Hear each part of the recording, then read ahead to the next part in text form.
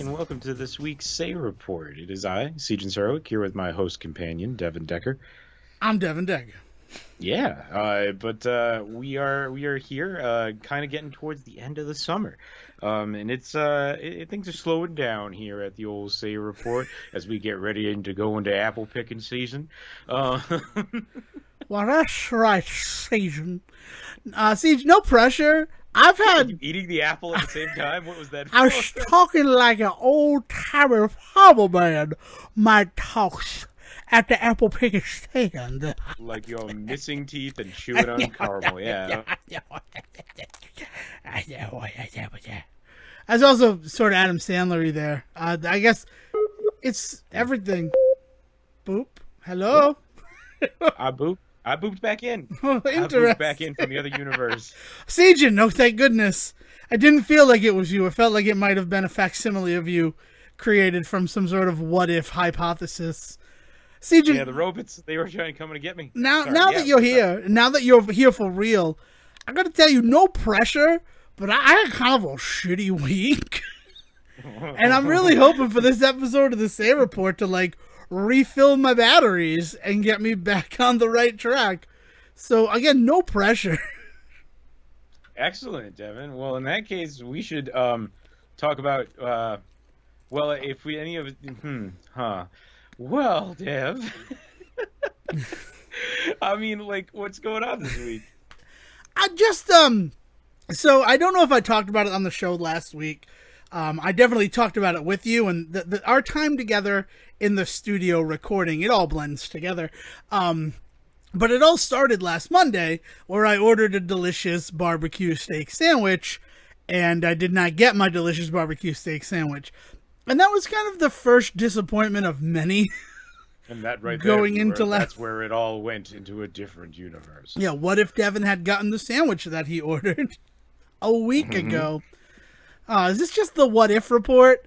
I was going to call it the no pressure report, and then for obvious reasons I was going to call it the Norm report, because, you know, we're going to talk about Norm Peterson this whole episode. Oh, don't do that to the poor man. No, I mean, that's my favorite. I mean, like, ripping off the Band-Aid, not even related to just, like, a week of disappointments. Norm MacDonald passed away, and I did not realize how influential he was within my own life. Yeah, I mean, you know, anybody that wants to hear us just repraising the guy, we don't talk enough about him, but we do talk about him in our Billy Madison episode of the Adam Sandler Cinematic Universe, because he shows up there, and I don't think it's the last time we'll be talking about Norm MacDonald on that show. But go check that out if you wanna hear us talk a little bit more about our feelings about Norm MacDonald. But yeah, man, I mean, I've always had a really important spot in my my repertoire, my comedy world building for Norm MacDonald. Something about just the dry humor that honestly, talking about Norm MacDonald's comedy is like talking about Red Hot Chili Peppers music. Is like, yes, you can call it alt rock, but like nothing else in alt rock sounds like the Chili Peppers, right?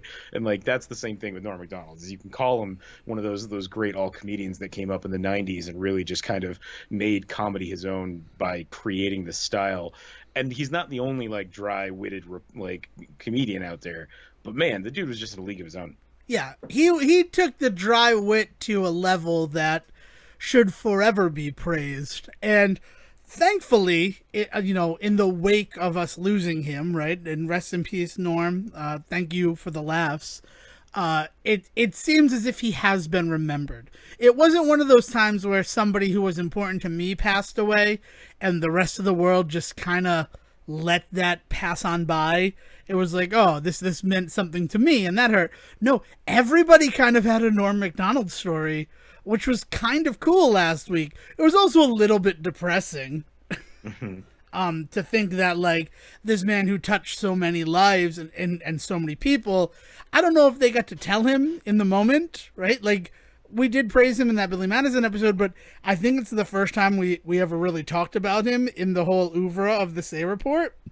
So yes and no. I wouldn't be surprised if somebody called us out on that, but yeah, yeah, think you're no, right. and it's, well, I mean, for me, it's strange because in 2014, on like the whimmest of whims, I asked for Christmas the complete series of the Norm Show, or just Norm, hence the Norm Peterson joke in the beginning of this a particular episode, because a lot of people were disappointed in the Norm Show when it wasn't like Frasier, a continuation with one of the characters from Cheers, but it was Norm MacDonald having a show.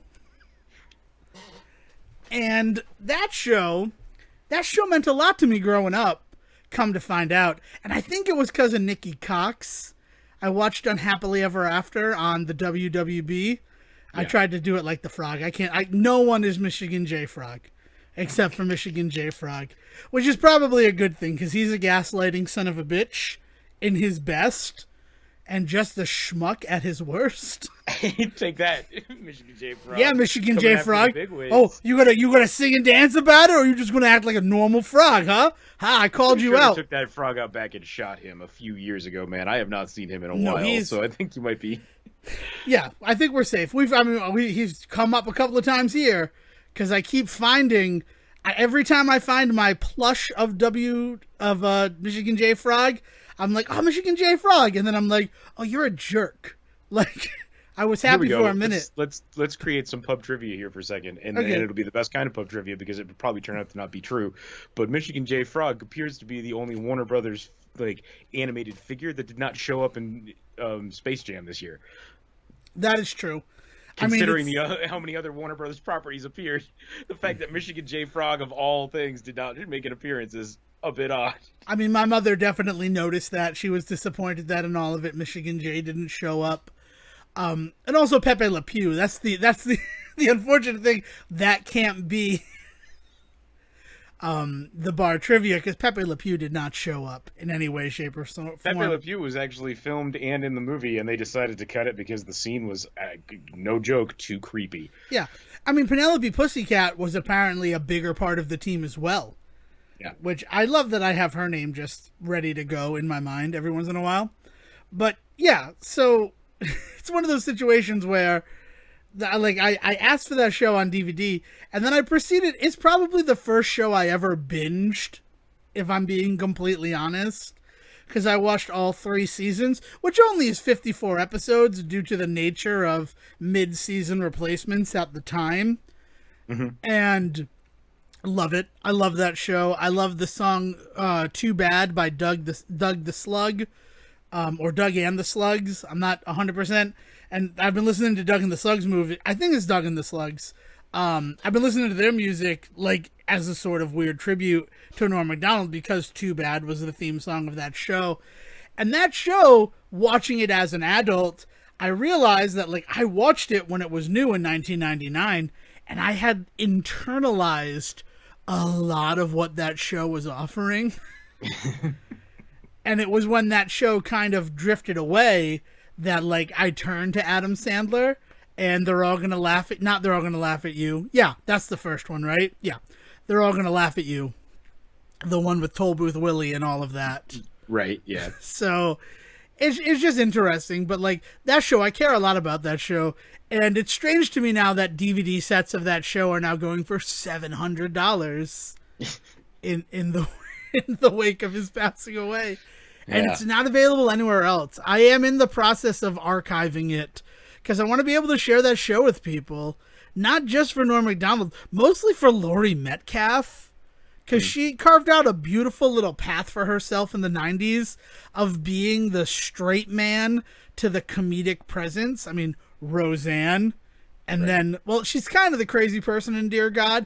I need to rewatch Dear God, but I'm not watching it alone. I'm watching it with Dale, so that I don't have to watch Dear God twice. As much as I love Dear God, it's kind of a one time every 5 years movie. Fair enough, yeah. But yeah, so I don't know, I missed him. And that didn't help the week of oh, I'm excited about this, and then oh, you were wrong to be excited about this, Devon. Which I guess I'm going to transition that into a thing. So rest in laughter, Norm. Thank you for the memories. Are you caught up on What If? Have you watched all 6 episodes that exist so far? No, because I made the mistake of showing the first episode to the family, and now, of course, they want to watch the rest of it. So we have not been caught up. But I mean, I have a good sense of what's been going on in that show. It's just bizarre. I mean, that's a good point. I don't want to ask the question. I have a real, like, thick question that I would love to debate on this show about the timeline of the 6th episode, and I would need you to see it before we do that. So Okay. Here's a trailer for a conversation to come up on a later Say Report, hopefully within the next couple of weeks. There's only 3 episodes left, which I can't believe it's a 9-episode season. I like that they went the WandaVision route with it. Yeah. Like 9 episodes, that's perfect. But yeah, I have a big debate, and thanks for letting me down again, Sejohn, by not being caught up. It's thematic now. No, I kid. I You kid. could have of asked course. me off air. I kid. Of course, I kid. No, I kind of assumed that it wasn't. I don't know. What if is a weird one? How many have you watched? I believe the first 3. Okay. What's the one with Hank Pym? Which one is that? Well, Is that there's- 4, 3, or There's 4? technically 2 with Hank Pym. So the first one with Hank Pym. Yeah. I've Yeah. only seen him, so it'll be the first one. Okay. Is it 3? Yeah.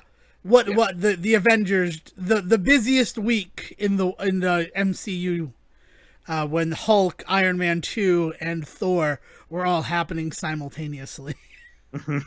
Right. Which, like, kudos to them for doing it. So yeah, so you've, I mean, I don't want to say my 2 favorite episodes you've seen, right? Okay. So you can take from that what you will, but you haven't seen my 3rd favorite episode, right? So hang your hat on that. But something that happened in 6, and if you want to get at me on Twitter, I'll give that information right here. It's at Devon D. Decker. I really want to discuss what happened in this episode, because I have a lot of timeline questions that will be great fodder for this show once you are caught up, Sejohn. All right. Yeah, we'll take a look. Yeah. So I guess I'll use this time. I'll fill the dead air to. I'm gonna plug. I appeared on another podcast, Board with Friends. We did the 3rd chapter of the War for Cybertron trilogy on Netflix. Yeah, the Rooster Teeth Netflix one. Yeah. Yeah. They invited me to come back, and that meant that I watched Kingdom 2 times. I watched the entire 6-episode season 2 times for them. But you were man, but you were excited about this one because the end of the last one was a bit of a It was promise, Dinobot, right? And I'm like, oh, Yeah. Dinobot. Yeah. So spoilers for that episode. It was awful. I did not like the Kingdom season at all. It didn't feel like it connected to anything that came before it. In a show that, like, Transformers now in 2021 is basically just fan wank, right? It is fan fiction. It is people who grew up with it writing these stories and knowing that they have to appeal to a large fan base that has persisted, and a fan base that, like, in 1986 we lost Optimus Prime. They just killed Optimus Prime, like, historically, because the producers were like, it's a toy, we're just killing it to introduce new toys. Who's gonna care about that? Turns out everybody turns out everybody everyone, yeah. cared. And then because of that, kids didn't want to relive the trauma of the death of Optimus Prime. And that movie fails. That movie made just less than the Unicron HasLab crowd-funded figure that was released last year. That figure made, like, a couple thousand more than the Transformers movie that character appeared in made during its original theatrical release. I want to challenge the idea of failure here, and I'm not saying that you're completely wrong. I mean, I'm talking about. I mean, at the time, it was considered a box office bomb. I mean, like, just because in retrospect we. But yeah, continue. Challenge failure. Failure. But it's you have to, you have to consider the show in the same context and realm. You have to consider the movie in the same context and realm in which you consider the show, and it was never about that. Like, and didn't the Transformers movie, like, breed just years of Transformers merchandise for them. I mean, kids did go out and buy most of the characters. And then like from there, it's become such a cult hit that it's been revered, and like Right. and special edition toys from it are becoming like really popular, right? Yeah, So, I mean, like, those are happening 35 years later. 35 years later, the kids have healed from the death of Optimus Prime. And, I mean, I bought a special set. Personally, I bought a set of the death of Optimus Prime in diorama form because it was an Amazon exclusive. And I'm like, I kind of want this, right? Like, it's their biggest failure, and they're exploiting me with it. You sons of bitches. I get that the movie does not do well and it is a bomb, but in the fact that it serves as a way in which to hook people into buying a bunch of plastic and comic books, like, I feel like it does an exceptional job.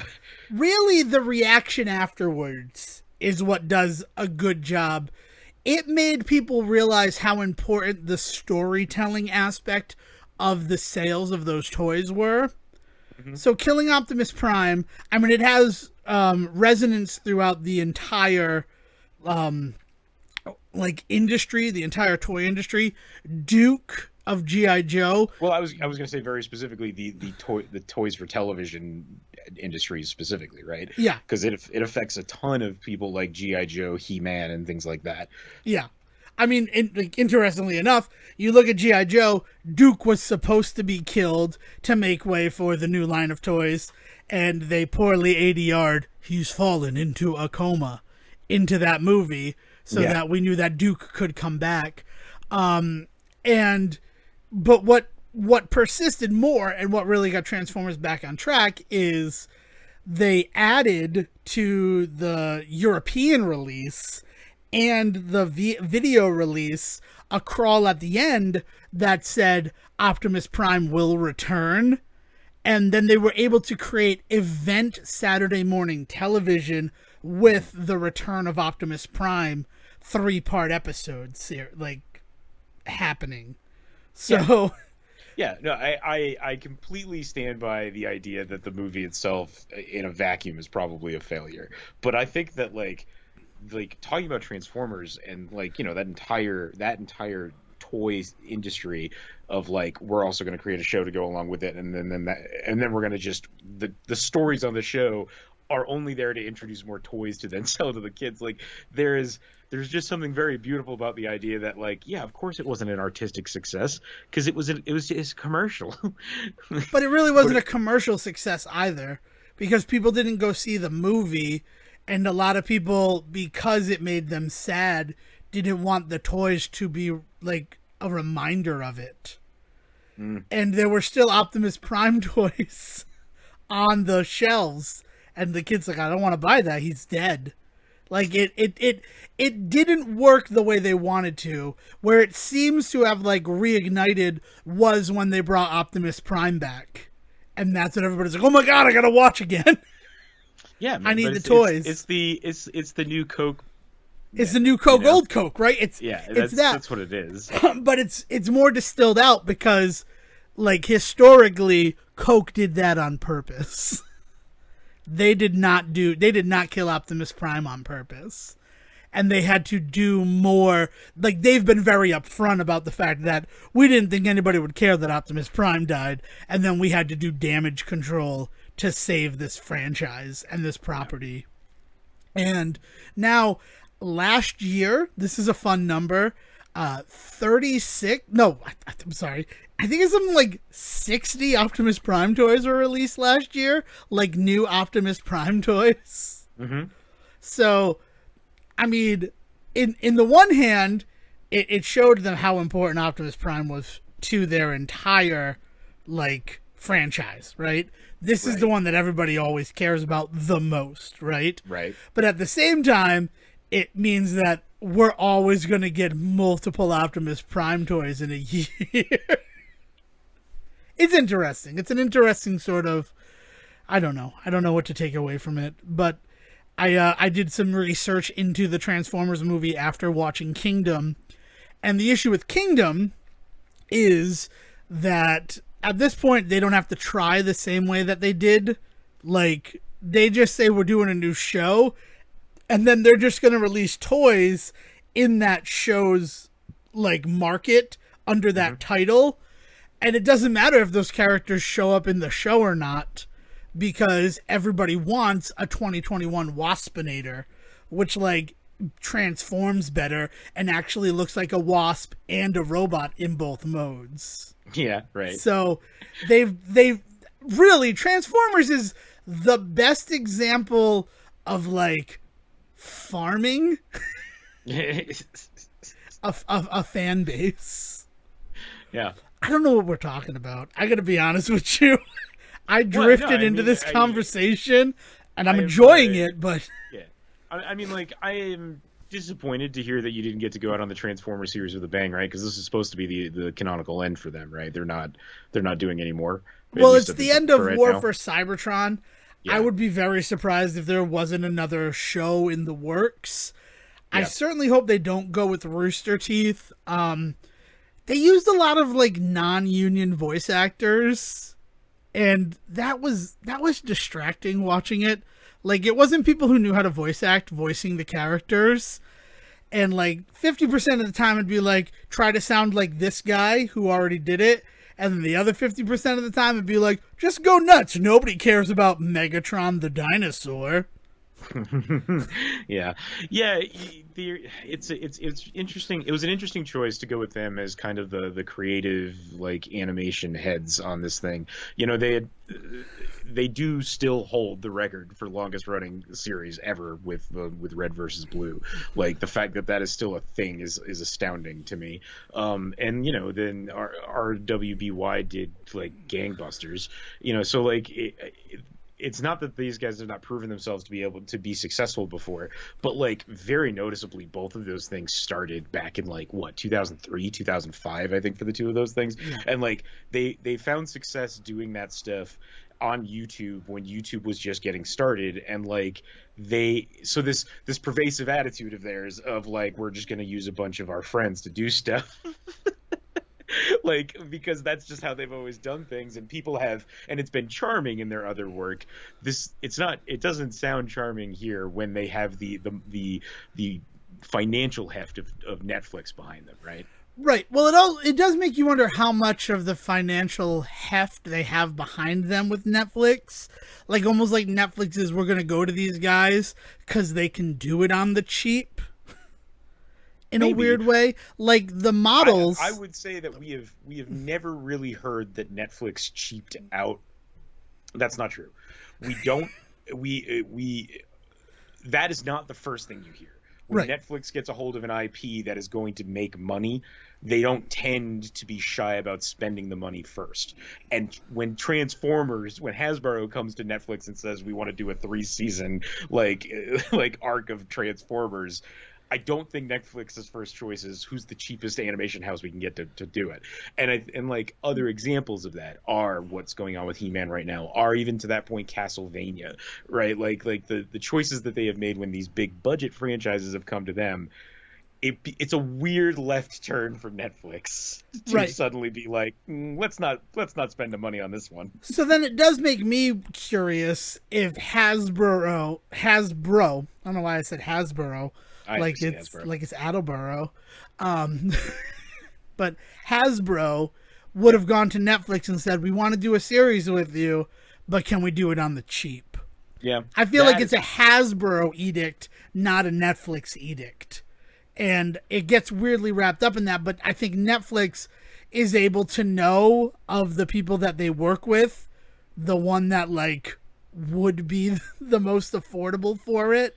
Yeah, part of the other thing that we have to make sure that we're not making the mistake of, and we do this a lot, and everybody does this, is with companies like Netflix, we have to remember that part of their model is putting money behind a project that they want to have on Netflix, and there they go. But we can't forget that the other part of their model is to come in long after the project's been started, throw a bunch of money at it, and say, can we slap Netflix original on this too? And I have to think that with the ways in which, first of all, Rooster Teeth have just been around at this point making this kind of stuff for almost 20 years, and the ways in which, Hasbro is looking for cheap, right? So they go and they say, well, let's get these guys to make this show. And even Rooster Teeth is like, well, we need more money than that. And then that was when somebody like Netflix is like, well, as long as you let us get exclusive rights to it, boom, here's a couple more million. So it could easily just also be that Netflix comes in late to the game on that equation too. I think the guilty party here to really point to shake a finger at more than anything is Hasbro. Oh yeah, no, Hasbro's definitely who we point the finger at. Yeah, infamously always trying to make the most amount of money on the cheapest product they can put out there. Hasbro, who we're just going to kill Optimus Prime because nobody cares about toys. That's the same guy. That's the same guy who said those two things. Yeah, because it feels like Hasbro's like, it doesn't matter the quality of the show. We just need a show to sell toys alongside. Yeah. Well, and then to the fact that they had started selling toys for this series in 2019, a year before the first one aired. Like, oh, man. I also think it's really interesting to see kind of the flip in which they have started to put a lot more fan service behind, actual literal fan service behind He-Man and right. Masters of the Universe, because they have straight up the like talkback episodes where you like get to meet the cast and all that sort of stuff. And I don't know, I don't see much of that come up for Transformers, but I'll be honest, I just have them sitting in my queue. I haven't watched them yet. So like I don't get the feeling that Netflix is putting a lot of like extra work behind Transformers either. No, I think that they dump out Transformers and Hasbro gets to, like, the toys go up. The toy sales go up. But the bigger issue is the toys are already sold out. You go to any store around you, like, all you might find is an Optimus Prime, a Wheeljack, or an RC.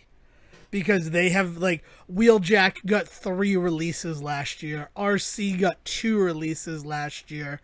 And Optimus Prime, the 65 toys, but within the Kingdom line and the Earthrise line had, like, 4 different figures. Crazy. So, like, they sit on the shelves, and then because they're sitting on the shelves, Walmart isn't going to order more toys for Hasbro.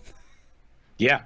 So that the new waves, the stuff that has the characters that people really care about, they stay online only, usually sold by stores that Hasbro has their own control over. So it's kind of a way to, like, determine, well, how many of these do we have to make, right? Like, can we just fulfill the pre-orders? Like, yeah, like let's well, and how they word a pre-order nowadays can be really tricky, because if you look deep into some of this stuff, some of it is straight up, if we don't sell enough, then we just won't make the toy.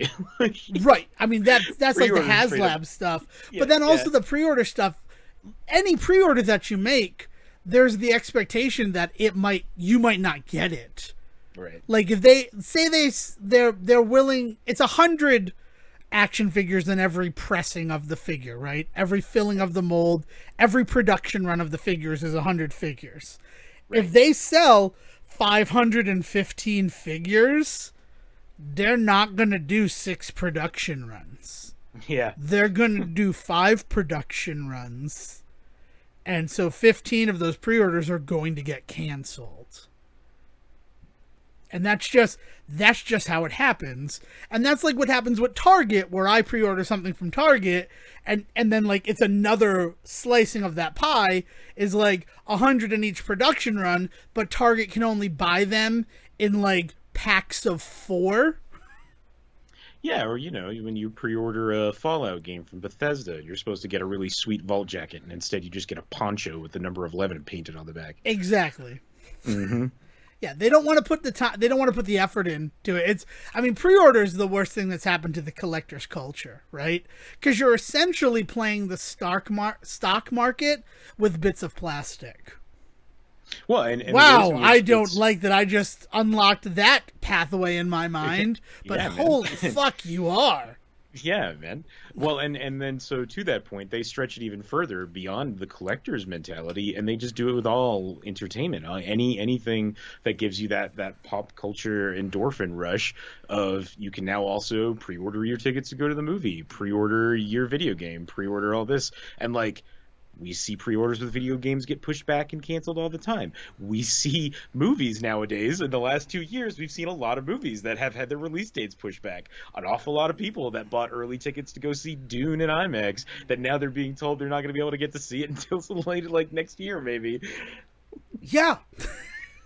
Yeah, it's there's pre-order culture in general is pretty gross, but in a collector's market, which is already, as we've talked about, a pretty gross like atmosphere for people to really take advantage of each other, and to add such a gross concept, two gross concepts together, right? It's just evil in a lot of ways. Whatever the opposites of chocolate and peanut butter are, that's what it is. It's peaches and dick, right? Yeah, there's somebody out there, man. To quote Wayne's World. I don't know. Yeah, it's awful, and I hadn't really considered that in that. So you can have us. I mean, we have a good time talking about the show. You should definitely listen to it. Support Board with Friends. This is a show about everything, but we don't touch on board games nearly enough for the everything of that. And if you want more board games on the Say Report, let us know. I'm sure we could work it in as like one Monday a month. We play board games or something. I don't know what I'm doing here, Siege. I'm sorry.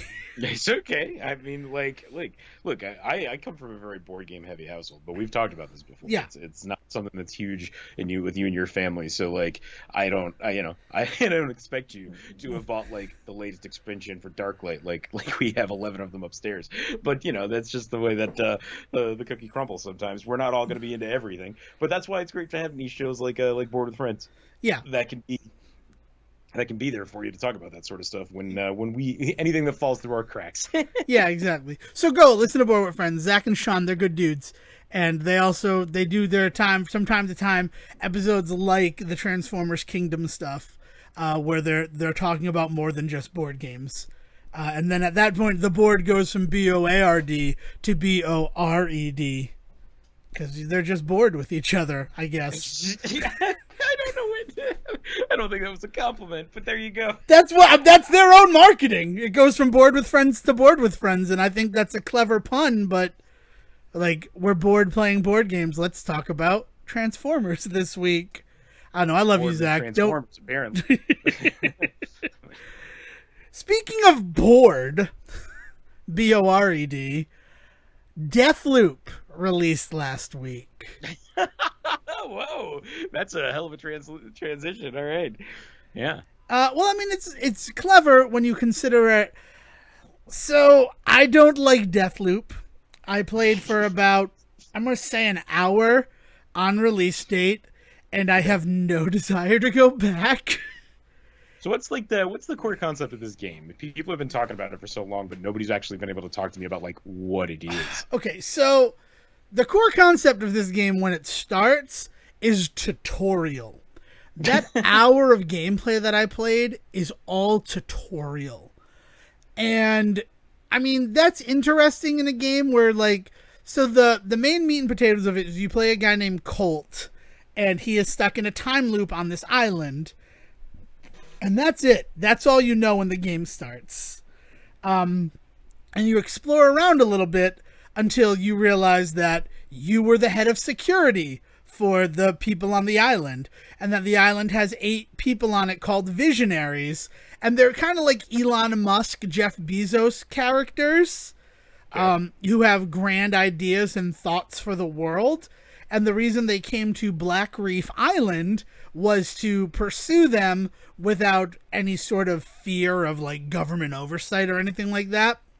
And one of the other main reasons is that one of the visionaries, whose name escapes me right now, had determined a way to create a time loop on Black Reef Island due to the like specific makeup of minerals within the island.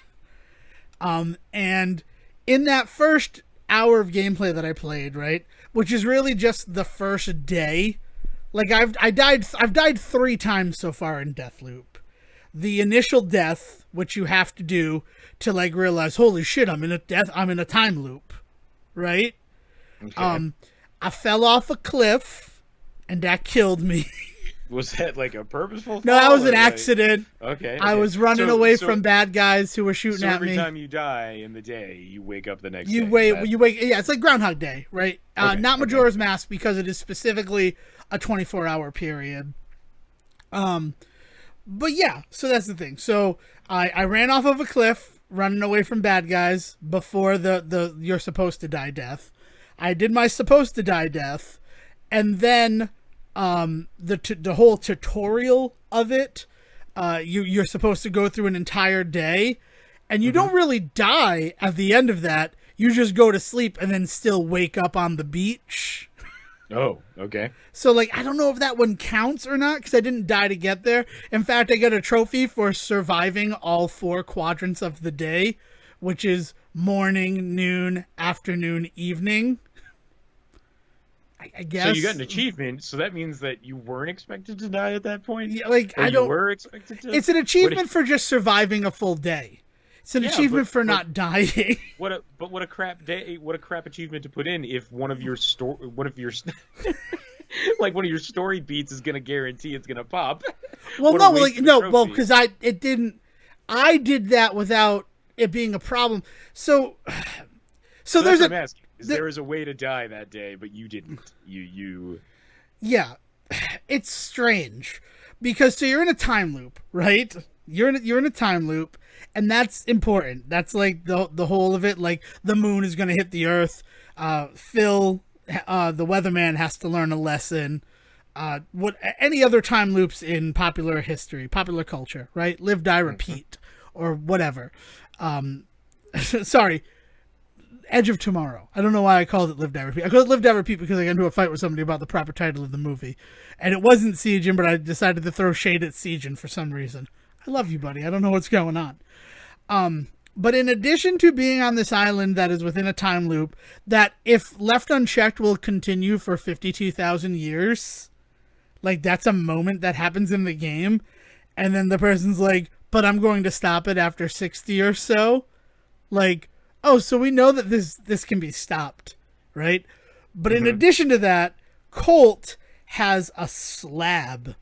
And a slab is a magical object. And his slab, Colt's slab, allows him to... It's kind of like the Omega-13 device from Galaxy Quest. Is the best way to describe it. When he dies, upon death, it rewinds to like 13 seconds before he died. Like, enough so that you're not still in whatever caused you to die. But like... And then nobody has any knowledge of what happened except for you. So it's kind of like Prince of Persia's rewind thing. It's weird. But it's a loop within a loop? It's a loop within a loop, and it's specific to Colt because of the like symbiotic slab which has bonded to him. Okay. And you don't have that until the 3rd day, the day where I didn't die, quote unquote. I didn't die. And the fact of the matter is that can be used twice before a death resets you to a checkpoint. So if in a day, right? So you go through morning, you do whatever you're going to do in the morning, and then you transition to another section of the island, that will move it into the noon time, right? Okay. So then it's high noon, whatever. And that is a checkpoint as well. So anytime that if you lose your 3 slab deaths, right, you start there. You don't go back to the beginning of the day. You go back to that checkpoint. Okay. So does that never happened for me, is why I got the trophy. I see. Okay. It's because it's not that I never died or anything like that, but I died and then my slab triggered, and so then I'm like, oh, well, I shouldn't do that again. Because, like, if I go to the left, I'll die. What's to the right? Oh, all the guys are over on the left. Okay. So, So it's a loop within a loop. Does it? I guess here's my big thing: Yeah. is a lot of this sounds somewhat familiar to like the stories and advertising that I've seen so far, and like, but without having to go too much more into detail stuff. Does the game feel like it's really on rails? Because it feels like the kind of story that needs to be. Otherwise, if you give people a lot of freedom, a lot of holes start to get poked in your sci-fi. Yeah. So, I mean, I never really thought of it, but I guess that's my big issue with it. So, when you're within one of the 4 quadrants of the day, time doesn't matter. And that bothers the crap out of me. Right. You could be there for hours and nothing changes. And nothing changes. Like, you could be there for 24 hours real world time, but no time will have moved in the day. So when you're dropped into a quadrant, right? So let me, like, walk you through the first day. The first day, you're trying to get a code to open up a door to go out to the island. And then once you do that, you get your slab, and then that transitions you from the morning. The morning is always, like, super short because it's literally wake up, collect your slab, and then go into the, like, first part of the day. Okay. But that counts as a section, right? Because there is still some stuff to explore in there, but really it's sort of the, like, it's sort of like building up your character loadout before you go into a multiplayer game. Right? Okay. All right. So then that first day, after you've gotten your slab and you're ready to go forward, you go into a section of the map, and in that section of the map, you need to find the house that you live in. You need to find your apartment. So then you get to your apartment, stuff triggers in that apartment, and then your mission is to leave, to get back to your network of tunnels that you've built on Black Reef Island. Mm-hmm. And entering that network of tunnels is what transitions you into the next quadrant of the day. Okay. So you go through the network of tunnels, and now it's no longer afternoon. It's now the mid, like, it's no longer midday. It's afternoon. And you do whatever you have to do in the afternoon stuff. And then it's like, oh God, we have to get back to this quadrant of the island. So then you go back to the door into the tunnel system, and then that advances you to the evening. So the first day you go from the beach to the town to a lab facility on the outskirts of whatever, back to the town, because you find out that what you really needed was in your apartment all along. But then when you go to your apartment, the other person, there's another security person who wants to preserve the loop. She's there, and either she kills you or you can escape from her and then go back into the tunnels, and it advances to the next day, which starts you on the beach again. Okay. So it does sound like it's pretty set, like things that have to happen. It's like it cannot be as open as you kind of want it to be, I guess it sounds like. Like, I don't know yet without playing it myself. I might prefer the very on-rails experience because, like, sometimes I do like a game that just tell me where the goal is, right? Right. But, I guess it's definitely on rails so far, because I think that's one of the things that doesn't appeal to me about it, is that there's all this stuff like, you should explore the town and see what you can find. And I'm like, I don't want to do that. I want to get in, I want to do what I have to do, and I want to get out. Because, like, if it were really me in a time loop scenario, and I am one of those people who pretends to be the guy, right? I would want to get out of the time loop scenario as quickly as possible, right? It doesn't interest me to explore. Right? Yeah. And anything that I learn on my way there, like, I do still know that outside of the library is a congregation of about 10 people, right? Right. And you, no matter what, to get to my flat, which seems to be the only point of interest in this area, like, in terms of story elements, so far, it's still early days in the game, I have to go by the library. Yeah. But by now I've developed, but there's, this little outcropping of wall, and if I go that way, nobody sees me. So, I'm just going to do that. Yeah, I mean, and that sounds like that's kind of the cooler element of the whole thing. Right. It strikes me as, honestly, as you're talking about this, without having seen enough of the game to visualize it, I keep picturing Hitman levels, like Agent 47 style Hitman levels, where like you can replay those levels, and people do, and they get like super good at them because they memorize walking patterns of NPCs. They memorize when a car drives by. They memorize when a door opens so that they know they can shoot the sniper through it and hit the lamp and blow up the fuse. Like they know how to do all of that stuff because they live through that same day over and over and over again, and it allows them to do these kind of like mission style of things. So I can definitely see some potential there, and I can definitely see the merit in having the beginning of it having to be a little bit more on rails than eventually, because that's the thing is I would want to eventually be able to play in that space. Like, I get what you're saying about wanting to like get it done ASAP, and like I feel like, I don't know, like without being in the story myself, I can't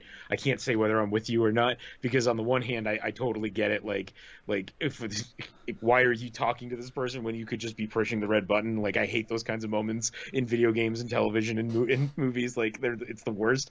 But also at the same time, when I'm playing a game like that, like Hitman or something like that, where I know that I'm going to be coming back here, or I know I'm going to have the chance to come back here and do it again, I feel like there's always those couple of days where I just want to go buck wild anarchist and just like do whatever I can to just see what I can get away with, and then come back and with that new knowledge of like, all right, I actually know, because I went crazy, that if I throw this banana at the security camera, it knocks it out. So I'm going to do that. Right. And I think that's the problem. I think that's like why I say it's like tutorially right now, is because you wake up the next day and then you find out how to infuse yourself with the energy of the time loop, which will allow you to bring items forward with you. And I think the set dressing on everything that you've talked about so far sounds fucking bonkers. It's I mean, like, the set dressing is kind of the best part. So where it's like boring is like that first time that I was in the town thing, I like fought past everybody. Right. Yeah. And I just kind of went in there like John Wick. I'm going to kill everybody. And the fact that I got 2 retries before getting ultimately 2 more retries, like the fact that a death doesn't take you right back to the beach, but just takes you to the checkpoint at the beginning of the area. Yeah. Like that sort of like takes the legs out from under it. And I don't know if that's eventually going to go away. Like, eventually I need to imagine that it's not going to be when I get to the tunnel system door, it tells me where I'm going. Yeah. Because right now it tells me this is the next place that you're going. But one of the big aspect of it, right, and this is in the thing, the way to break the loop, what you eventually find out before you infuse yourself with the time loop energy, is to kill all 8 visionaries. And for some reason, that will break the loop. It's not explained why it will break the loop, but that's what is required to happen. In one loop, before it all resets, if you kill all 8 people, the loop will end. So it's like Groundhog Day if instead of helping everybody, Bill Murray had to kill everybody in Punxsutawney, Philadelphia, Pennsylvania. Yeah. I mean, it sounds wild, man. Like, I can definitely appreciate the idea that if it can't hook you and if it can't get you in, like, then this story, like, it doesn't have enough to it to keep me interested unless it keeps giving me a little prize every now and then. And if it's not doing that, then it's not doing a good job, right? And like, I'm gonna have to check this thing out. Cool. I'm glad. And you've actually kind of given me some small incentive to try it again. But I think my big issue with it, right, now that I'm looking at it from like a more of an analytical standpoint, is that everybody knows they're in a time loop. And that, so like the guys, the random fodder NPCs, right? The mooks of the game, they're aware of it, and a lot of them seem to like kind of be over it. So they're drunk, like they're on patrol, but they have a large bottle of alcohol in their hand, and they're kind of staggering. So like they don't pose much of a threat because they don't have reaction time. I've never seen characters in a video game have to piss as much as the characters in Deathloop. Oh no! And every Oh time a man, it's dude's one of pissing, those. I'm like, I'm gonna stab you with this machete. And like, maybe I'll kill all 8 guys today and you'll be dead for real. And if not, I'll see you here for this piss tomorrow? Like, Oh, I don't know. man. It doesn't appeal to me. And yeah, it's that's the main thing of it. But what really didn't appeal to me is that it was all tutorial, and so it didn't feel challenging, right? And if it's still in the tutorial, that makes sense why like I'm not being challenged by what's going on. Like, because they're Right. trying to teach you the world, they're trying to build the world, they're trying to teach you the mechanics of it. Yeah. But like that if everything feels hyper easy, like it that doesn't hook me either, right? Yeah. Like if I die and I go back to the beach every time that I die, regardless of when I died, you're going to piss me off and you're going to trigger that part in my brain specifically where like I'm going to show you that I can do this. Yeah, it feels like that's such a lost opportunity for the narrative. I mean, and maybe it's one of those things that, as you pointed out, maybe because you're in such early parts of the game, it becomes that. It just seems so wild to me that that's not the hook, you know, that's not the incentive to get it right, is because, God, if I had been spending 9 hours on a day and I knew that if I died now, it would ruin everything that I just worked on, like, that would get me, right? Like, that would have me hooked in a second. Yeah. It and again, and maybe that happens down the line, but because it doesn't trigger, here's the thing. Here's the last thing that happened to me in the game is I got into the infusion chamber, I infused myself, that killed me, and I woke up back on the beach. And it was literally the first time that happened. It was the first time that I'm like, oh, if I die during the day, I'm gonna wake up back on the beach. Right? Mm-hmm. Like I never died the way that I died in the infusion chamber.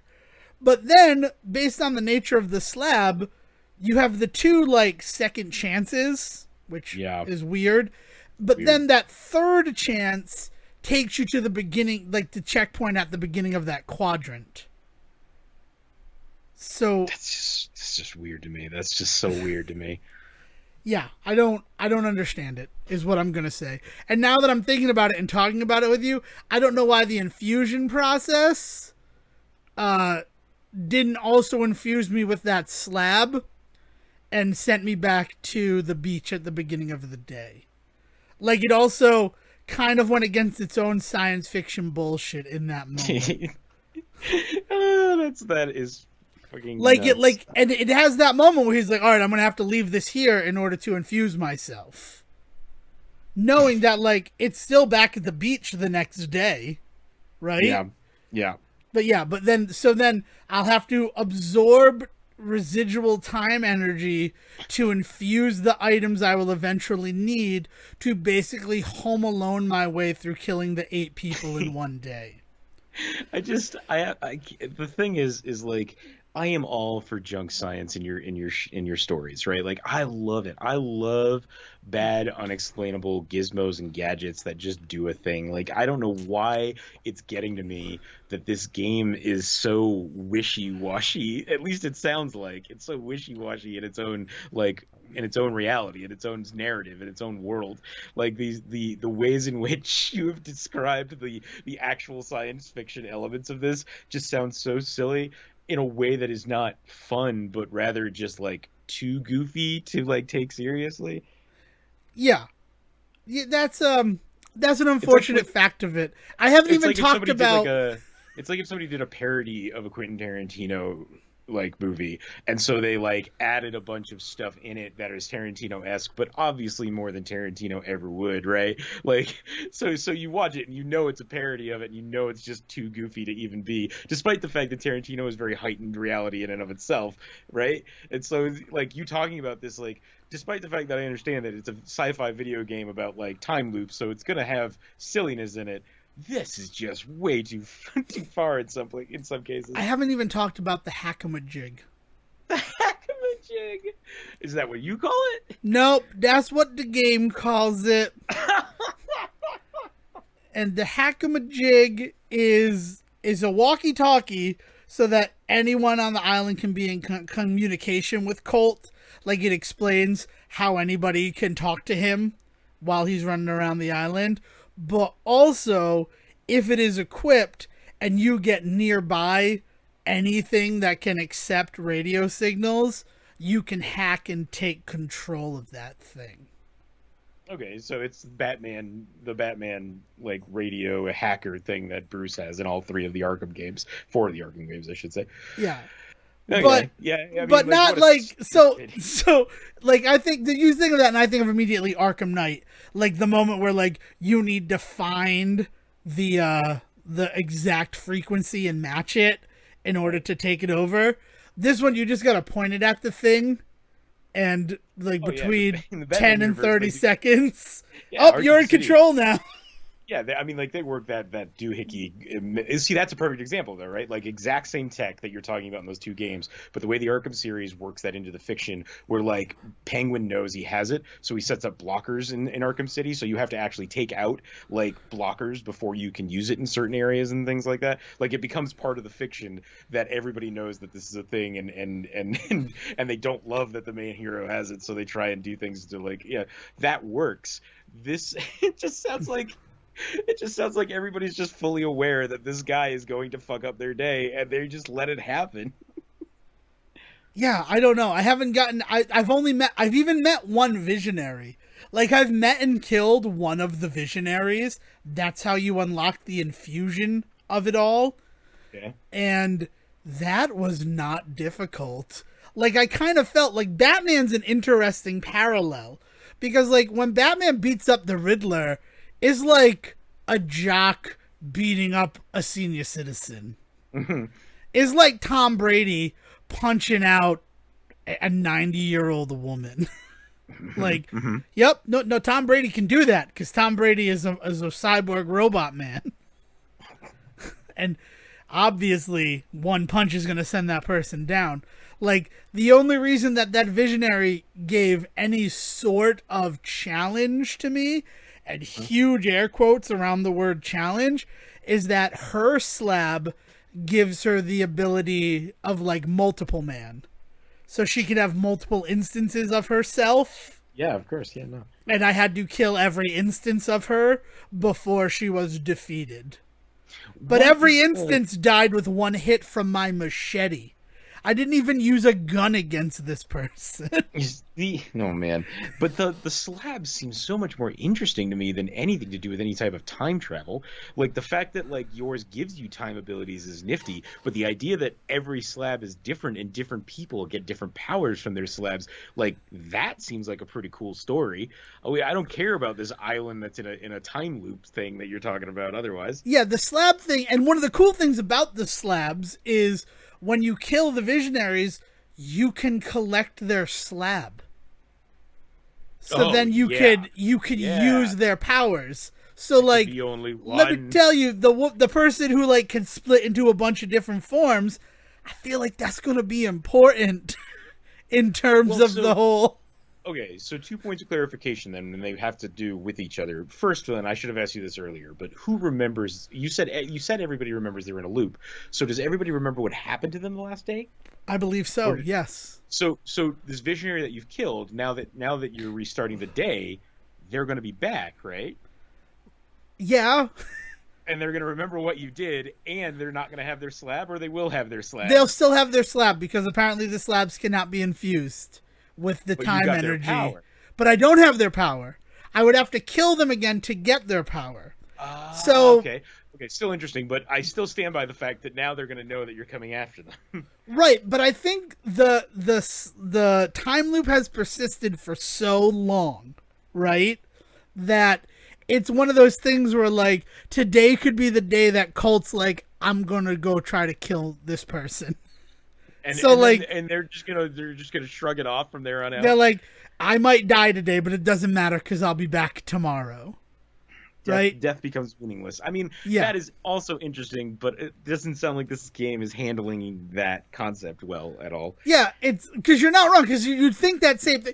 Like, okay, so one of the big things, right, is you find out that there's the LPP, the Loop Protection Protocol, But You down with LPP? Yeah, you know me. Thank you. But that's the exact joke that I made when I played the game.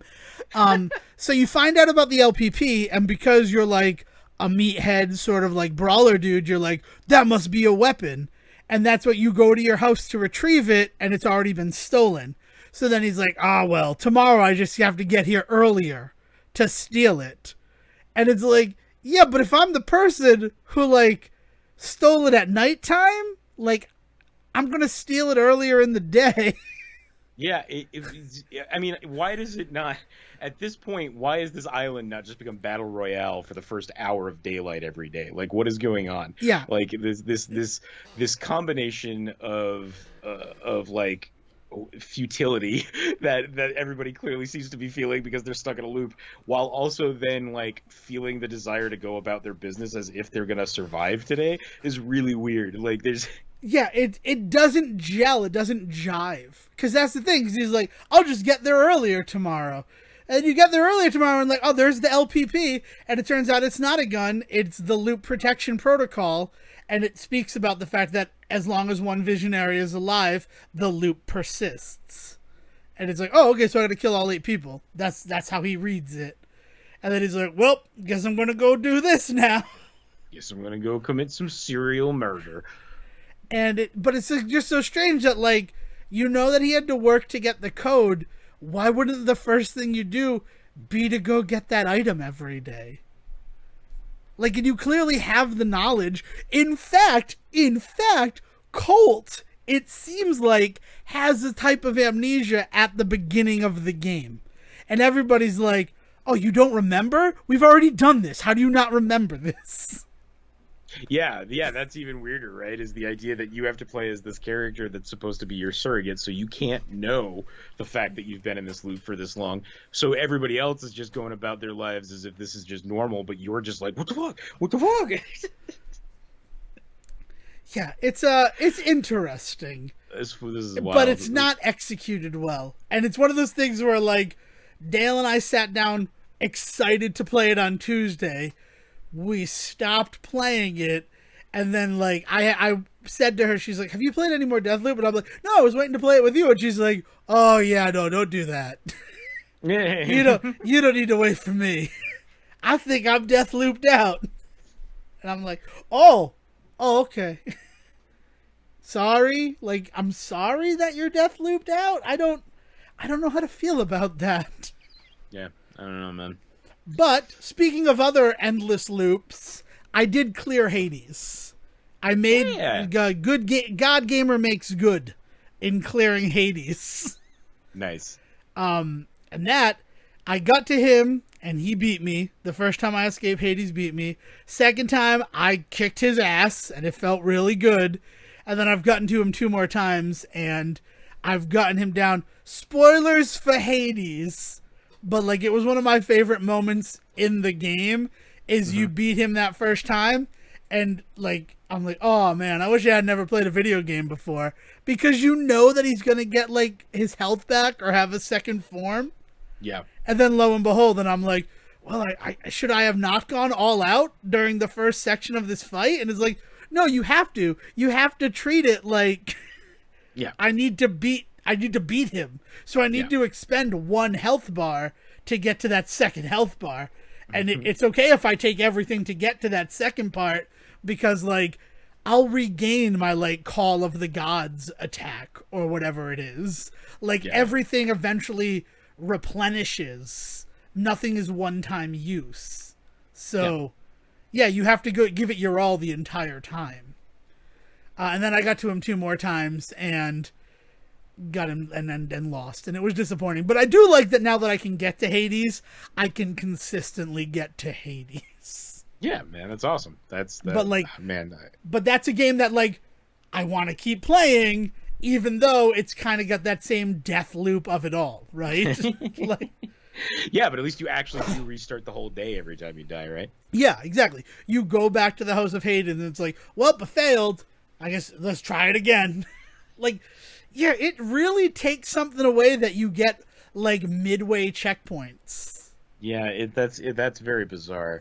I have to wonder if there's, like, is there like a hardcore mode where maybe you don't get so much of those, or maybe you never get that midday? Maybe it's like you get 2 chances to rewind, or you go back to the beginning of the day, maybe. Or it just seems such a bizarre. It seems like such a bizarre crutch for them to hand you, when the whole like narrative conceit is like the idea that you're gonna repeat this day no matter what. Well, no matter what our mechanics say. It really, and the fact of the matter is, this, because I have the 3 chances to die, right? Mm-hmm. I die that first time, I'm suddenly hyper on my guard, right? Like, if I'm going to die a second time, it's going to be in spite of me trying my best to not die. Like, sure. I'll go in like John Rambo the first time, but the second that doesn't work for me and I'm dead, it's like, all right, cool. So now I'm Solid Snake. This is my cardboard box. Right. I'm not going to run into anybody. Yeah. And then I'm like, all right, cool. I accomplished my goal. Now I'm going to get out of here. Oh, because I didn't even mention that when you transition between quadrants of the day, right, you get those chances to try back. So it's not having 2 second chances for the entire day. Yeah, it's having it for each section of the day. It sounds like a baby game for babies. I mean, like, I don't want to say that. I don't want to act like that, but it's handing you a lot of chances to be like, well, keep trying. You'll get better. And if you don't get better, it's all right. Yeah. I want to touch on the fact that you mentioned that you played a video game that people pee in. Look, I want to go back to a critique that I made of Mario Golf when it first came out. The idea that there is not a bathroom to behold anywhere in that world. And it did not go unnoticed. It has been pointed out to me, but I noticed it. I just didn't think I had to bring it up on the show, but apparently I do. That there is not just a toilet in Skyward Sword, but a usable toilet in Skyward Sword. And you see it pretty much instantly in that game. As soon as you walk out of your bedroom, you have the ability to go to the bathroom in that game. And I noticed it. Just wanted to say that that's another +1 in the Skyward Sword column just for good video game. There's an actual usable toilet for Link. There have been usable toilets in the Legend of Zelda Saga, appropriately, since Majora's Mask. Because there's that dude that lives in the outhouse. Yeah, yes. So in Skyward Sword, you actually have a mission to deliver a letter to something living in the toilet. Yeah. And that character has existed. They started in Majora's Mask. They're in the Oracle games. There's a toilet character in both Oracle games. And then I don't know after that, but it's not exactly new. It's not just Skyward Sword. No, I just want to. It's super cool. Makes it a good video game. It's real, right? Like, I guess the one like check mark in the solid column for Deathloop is that people go to the bathroom. People only go to the bathroom so that you can slaughter them while their guard is down. Well, and it feels so much like that style of like. I'd call it edgy humor, but it's not anymore. Like, that's not edgy anymore. But that style of like comedy to build up the moment for you to use like technical stuff, like I think back to like the first game that was called out for people peeing on things, and that's like Postal, right? Like that's like a huge part of that game is going around and peeing on things. Or there's moments of that in Conker's Bad Fur Day, and there's moments of like the Saints Row series has moments of this sort of thing. It strikes me as so, I don't know, like, it's like juvenile is fine with me, but easy is where I draw the line. You know what? So here's what I would like, right? And again, I haven't played the game long enough to see if this happens. Let's say I'm the guy, right? I'm the guy, and I'm taking a piss, I'm rocking a piss, and I get killed. The next day, when I have to go to the bathroom, I'm going to pee with my back against the wall. Or at the very least, not pee there or not pee, right? But like the idea of the AI learning what you did the day before, and maybe only for a couple of days after, but for a couple of days, like being more on alert, is actually like that is super interesting to me. Like if they learn like okay, we've had this guy like sneaking around and doing some dirty shit for the last few loops, so we all need to get better and be on our guard. And that's kind of what raises like the danger level as you move along. Is the more you do, the more that you are kind of affecting your own difficulty. But then add to that like the stealthier you are, the more that the easier it'll be to progress through the days, because people won't be on alert since you snuck by them the day before. Like that sounds all amazing. That's like the adaptive difficulty of the Resident Evil series. Exactly. But like turned up to 11. However, and now I'm actually mad at the game.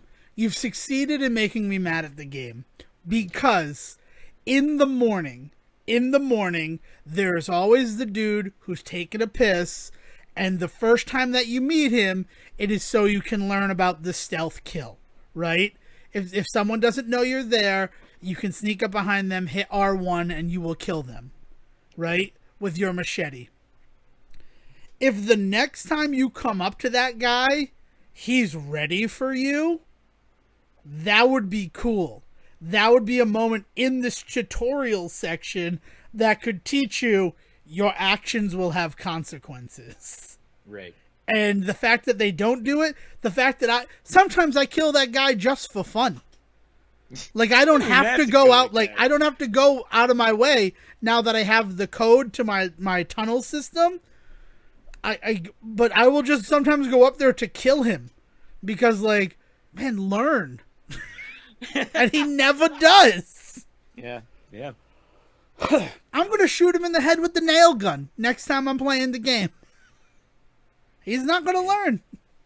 Yeah, it's a weird question I would have about the fiction, and would have to play to see if they resolve it. And if they don't resolve it, then it's a real big like glaring hole that like you have this thing where they all remember they're in a loop, and it's affecting them psychologically to the point where they're like depressed and drunk, but at the same time they're not bothering to learn what happens day to day to like get better. Like is very wild. This is just so wild to me. Yeah, it's like they're stuck at the point in Groundhog Day where Bill Murray's just killing himself. Yeah. But forever. Like, well, Colt's gonna kill me, I guess I'll get drunk. Yeah. No. What? I don't know. It raises questions that are not going to get answered. I watched a movie.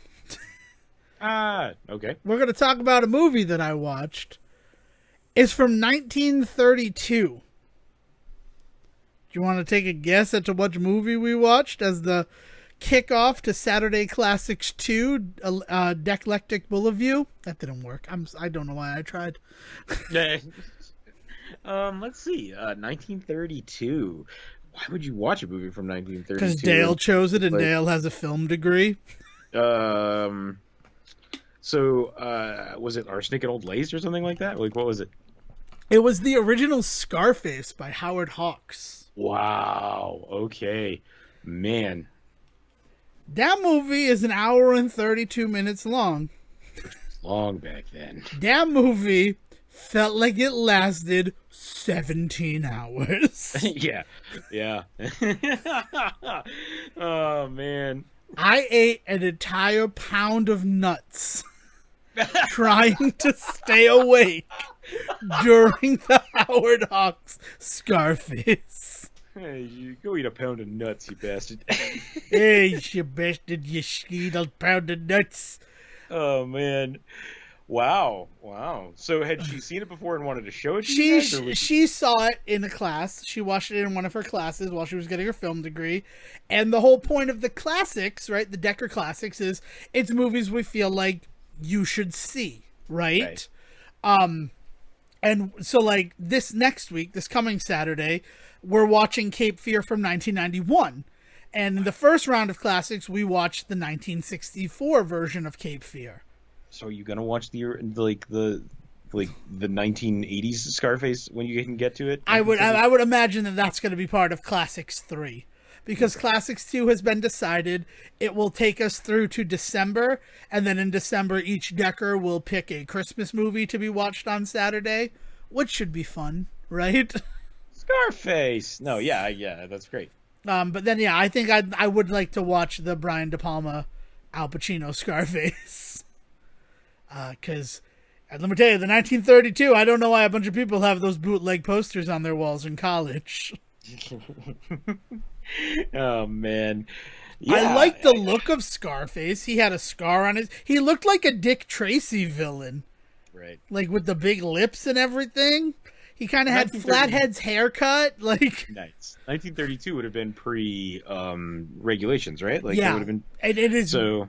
And it's one of those movies where, like, because it's pre-regulations, like, is real grisly for the time. It's also a huge propaganda film. Like, it starts with 4 scenes of text telling you that this is everything you see in this movie is based on something that is happening in America right now. Nothing you're seeing is made up. This is all recreations of things that gangs are doing in America right now. It's time to step up and tell the government to do something. And remember, you are the government. It's the gritty fear-mongering films like this. I mean, this is Bonnie and Clyde is towards the end of it. It's what leads to a lot of the regulating of Hollywood films later on. Is some of the nature here, because a lot of people that were in positions of power suddenly felt like they were maybe being targeted by a lot of these types of films. Like, very specifically, like, you could see somebody who is very law and order and in charge of things seeing that text at the beginning of this movie and be like, fuck you. Like, how about I don't let you make these kinds of movies anymore, right? Yeah. And then there's even a moment in the middle where, like, it's just a dude at a podium talking to you, the audience member. And it's like, okay, I get it, right? Like, gang violence is bad in America right now. I've seen the Untouchables. They did a better job with this. Yeah. So it was weird. It was a trip, but it felt like it lasted forever. And the best comment of the whole thing is my father. They could not act. As if, like, that was the greatest injustice of this film, that was kind of meandering and preachy and fear-mongery. It was an interesting time and at the Decker House watching movies. I am glad that you watched it, though, because then when you watch the Brian De Palma one, like, the over the top violence and the masculinity that's, like, so toxic that they should put a warning on the goddamn label, like that, it is all, like, satirical, like, reactions to what happened to the world when Scarface the first came out, and, like, the ways in which, like, the ways in which De Palma plays with the actual history of that story, while not at all telling that story again, is very, very interesting. Yeah, I mean, I'm happy that I watched it, because from a historical standpoint, every gangster movie that has come after that film owes something to it. Sure. Like, just the way that scenes are built, or the way that, like the righteous characters will be more communicative to the crowd, or as in direct contrast to that, the gangster will be, like, communicating to the crowd.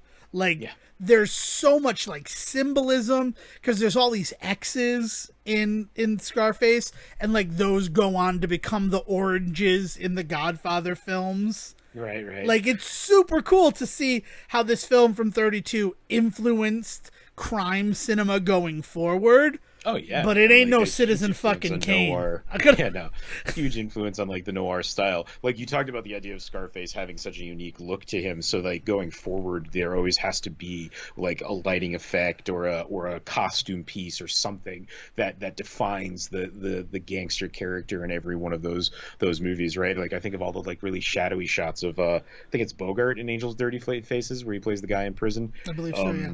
And yeah, like, you know, you see all of that sort of stuff influence that going forward. Yeah.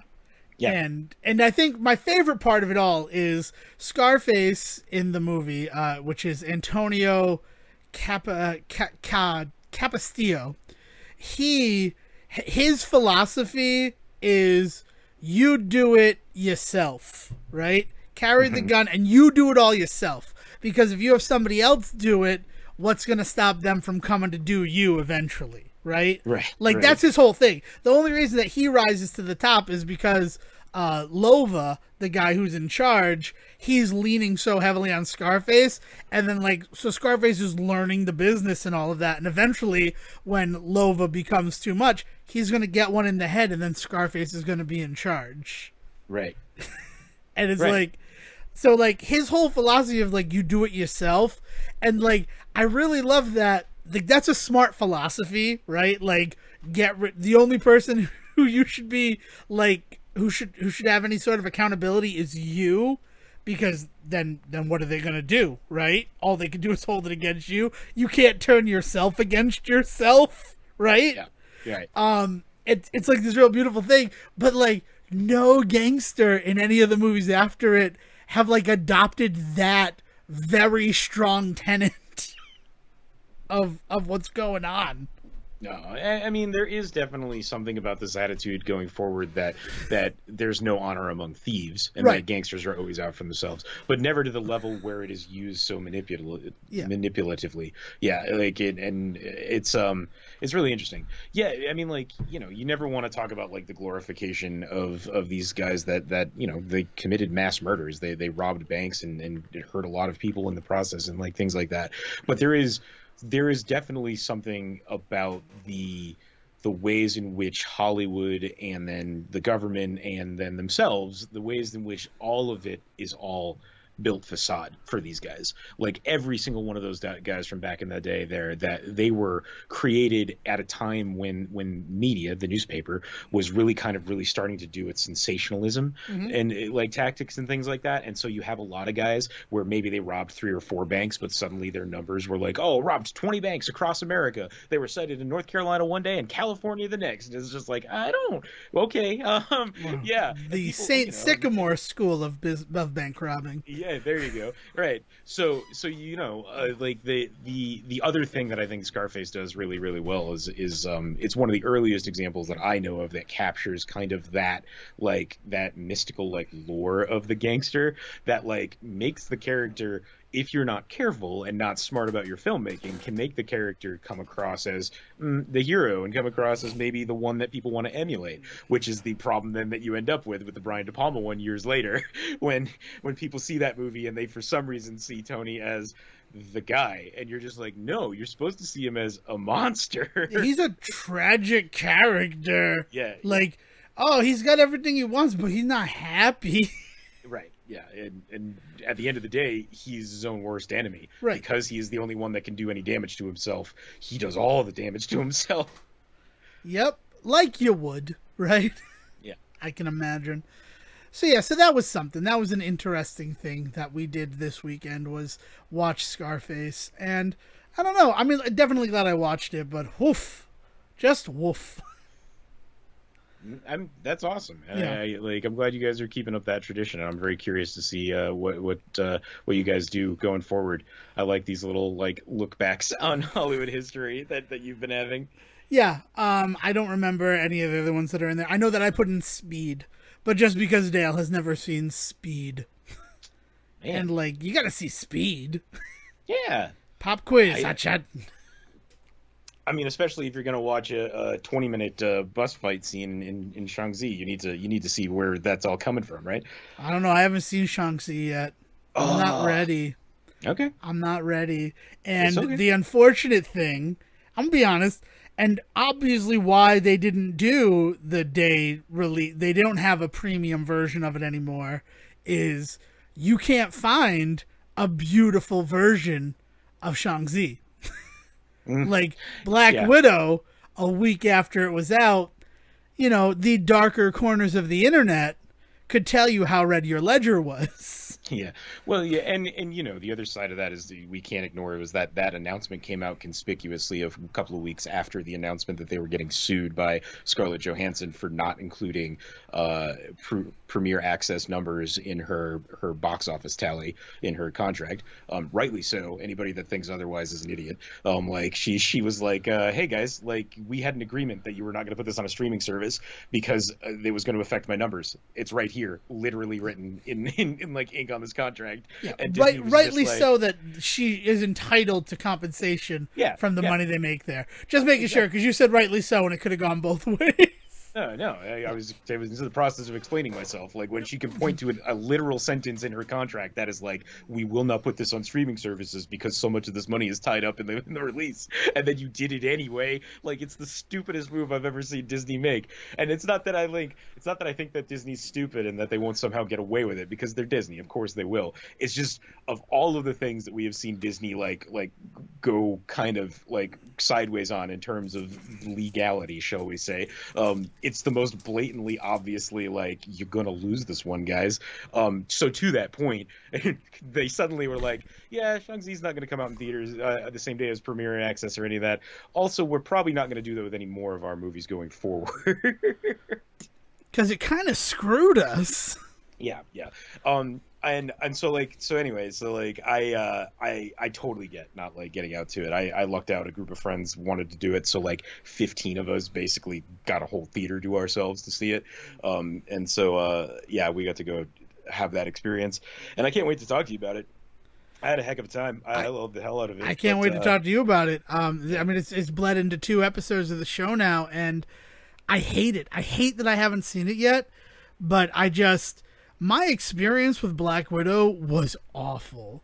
Like, it was one of those things where, and granted, I have always sort of treated the cinema as like a holy place of worship. Like, it's reverential for me.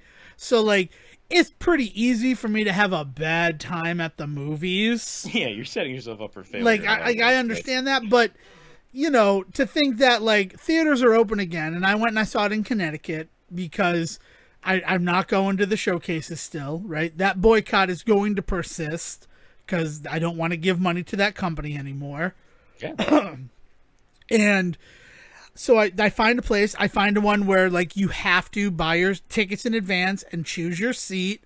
And stupidly, I thought that because these were like still kind of heavier days of the pandemic, that they wouldn't sell the seat next to me. Yeah, right. You'd think that they would be practicing social distancing, you mean? Yeah. Yeah. And they didn't do that.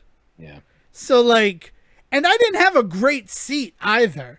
And there were plenty of empty seats in it. Like, it really just kind of bothered me that, like, I had this person next to me who then talked through the whole movie and was on their phone. Like, and I'm like, I hated you before there was a chance you could infect me with a deadly virus. Yeah. Like, oh man, I firmly believe, and I've said this before. So, like I've said before, like the way that you take in any type of media is going to affect your eventual like feelings about it, right? And I think that this movie is too important to force yourself into a bad situation to see it. I think this movie is much more important that you take this movie in an environment where you can give it its best shot. Because it's not that I think that it needs that to survive. I think that this has potential to be one of those movies for a lot of people, not necessarily you, Devon, but maybe you.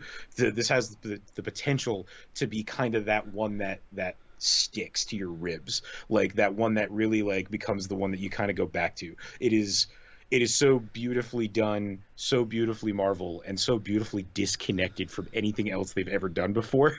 Like that I had people coming with me to go see this movie that were just excited to go out to a movie, and they were like, what do I need to know for this one? And I was like, I don't know, like literally nothing. I'm sure there's 1 or 2 things that like it'd be good to know, but other than that, like, just sit back and enjoy it. And it's been a long time since I've been able to say that with a Marvel movie. Yeah.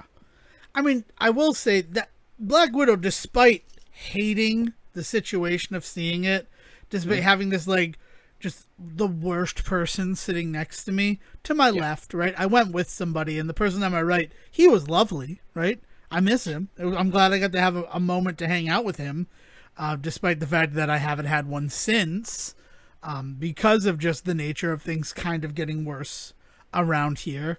And, you know, and I don't know, I can't get over it. I can't get over the fact that, and like I have friends and people that I know who have gotten it despite being vaccinated, and it's not been an easy experience. Yeah. Like I don't want to risk that for myself, right? And that might be selfish or something like that, but I don't think it's selfish to It's not consider that selfish. stuff. No, I don't like. it's quite the opposite of it. In fact, like it's being like you're thinking of a lot of other factors besides yourself in those Yeah, I know. situations. It just seems so strange because like I go to work every day, right?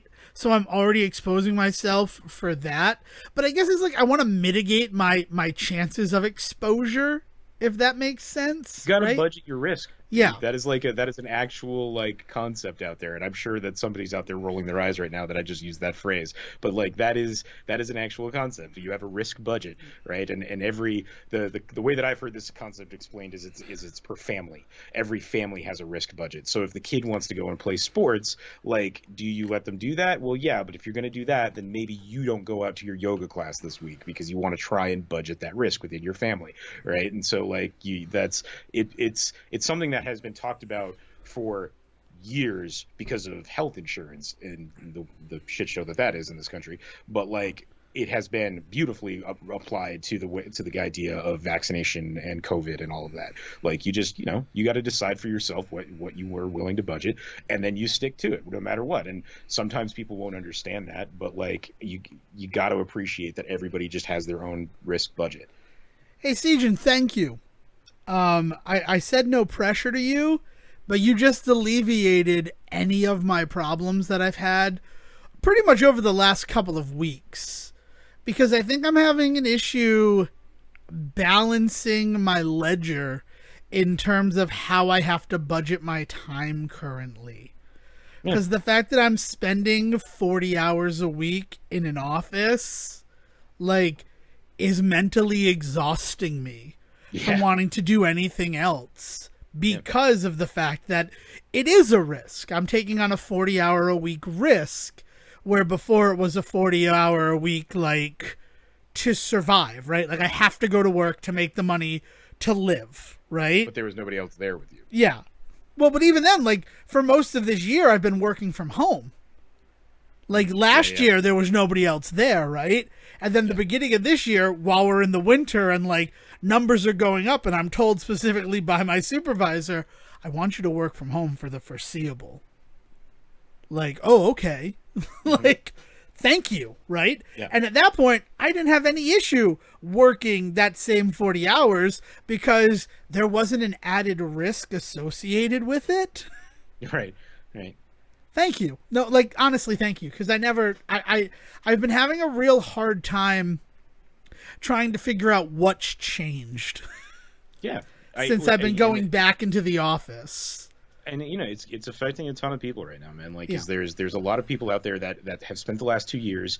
Like, everybody has made the jokes about introverts versus extroverts and COVID, and the idea that the introverts must be loving this and the extroverts can't wait to get outside. And we're slowly starting to realize what a bunch of crap those were. Like, we always knew they were, but like it's really starting to rear its ugly head. A lot of the introverts that were like, no, I liked being inside when I could choose it, guys. They've been saying that all along. But a lot of the extroverts, what they're starting to do is now as stuff is opening back up, for better or for good or for worse, right?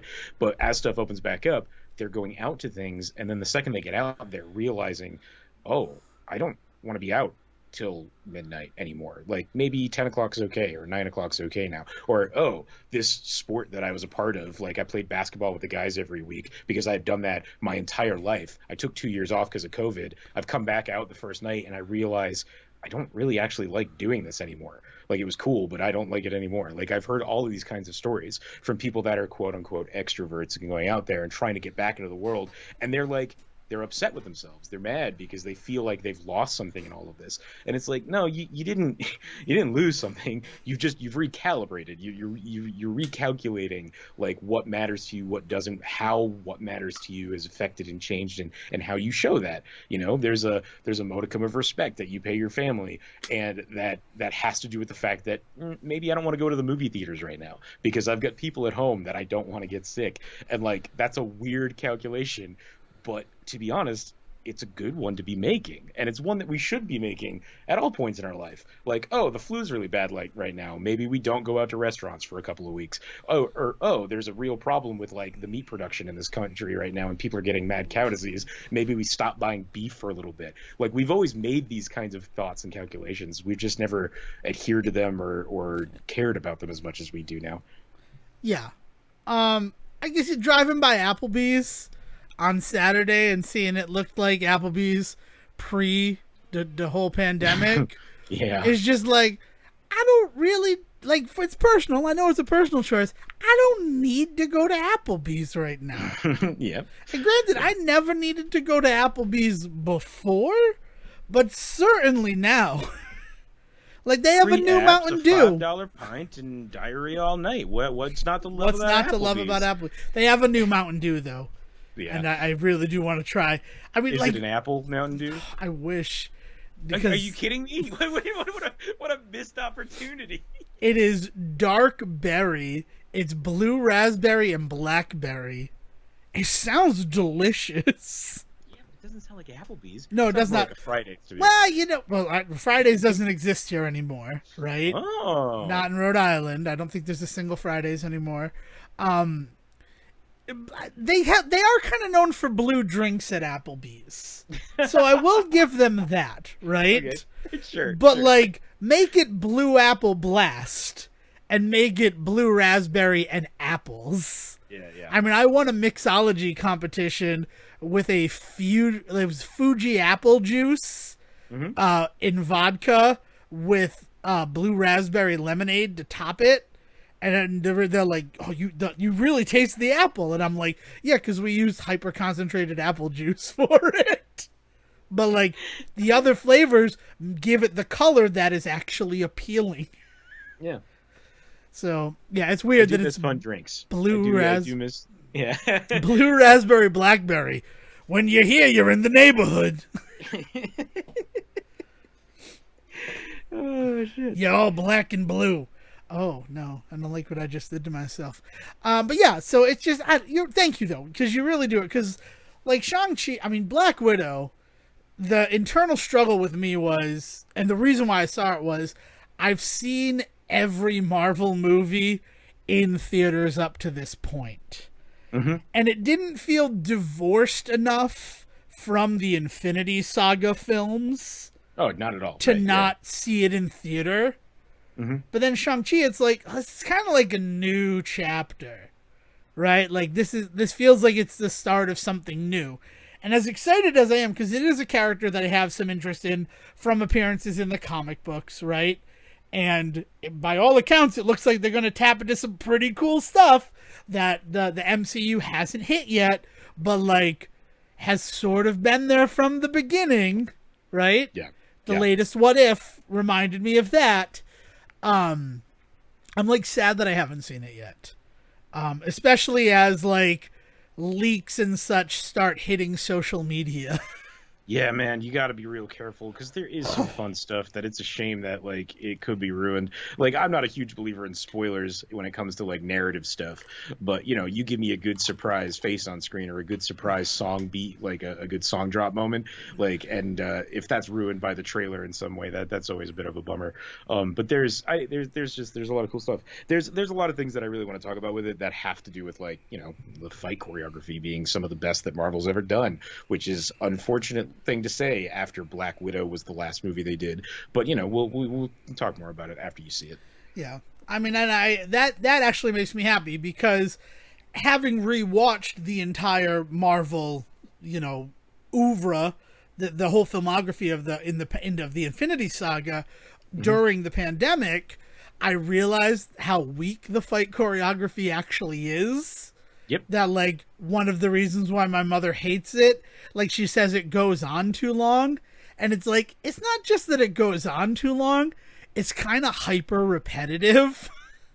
Yeah, there's a lot of moves that they repeat from movie to movie. And at the time, it's cool because, like, oh, he did that thing in Civil War that we saw him do in Winter Soldier. And, like, that's cool. But if you're watching them, binging them together, or in looking back on them, hindsight is 20/20, you start to realize, like, they're also just not doing anything new. Right. I mean, they nailed it in a What If that you did see. When Frank Grillo's Crossbones, I can't think of his name before he becomes Crossbones, says that the only reason that Black Widow is able to beat you up is because you're not expecting it. And then it's like, yeah, I mean, in the beginning, that was sort of it. Like, she would be non-assuming, and then, you're on your ass. And then watching Black Widow, they even call out that, like, all you do is, like, you do the flip and you hold them in your legs. Yeah. Like, there's No, not yeah. Marvel fighting. is nothing if not self-aware Yeah. about its own failings. Like, let's not kid ourselves. All of this crap that we're talking about is, first of all, a series that Devon and I have both admitted to the amount of money that we've given to these people over the years, and on top of that, they themselves call themselves out for it, right? Right. And Yeah. that's the thing. So like that's actually exciting to hear that the fight choreography is something that you want to celebrate, Yes. because especially Black Widow, where they're like, all you do is this, and it's like, yeah, I mean, that is all that she does. And also in playing the Avengers video game, which I still have been doing, I think I broke though. I think I finally hit the point where I'm like, I'm done with you. And that was doing my first Elite Hive challenge. Yeah, Spider-Man will come out and we'll be talking about it again. I know we It's will, fine. but 14 like levels Yeah. of Yeah. little challenges, like Can you do them with friends though? Is it? I could, is like, the if point I that you're were, supposed to do them with a team? if I had done it with a team, I think it would be better. The Right. issue with the elite stuff is I would need to find people I know who have a character at 150 power level. Right. Like, everything is that. And even in the game, like, because Dale and I tried to do some mission, and it's like, oh no, this Shakatar is not high enough level for this mission. Yeah. And I'm like, oh, well, the whole thing about this game, like the thing that you sold this game on, is the fact that it will scale with people's levels so that you can play together, even if It's that's actually, not the I ran case. into this. Yeah, I ran into this exact same issue this past weekend with Borderlands 3 and some of the stuff that they've released over the last couple of years with the designer's cut and the director's cut and stuff. Is that it does scale 99% of the time, but they have put out a couple of very specific raids. I mean, they're not hiding the fact that they're going after Destiny with this stuff, so they've put out some very specific stuff where if you're not top level, they don't let you play it yet, and like. That is unfortunately part of the DNA of this.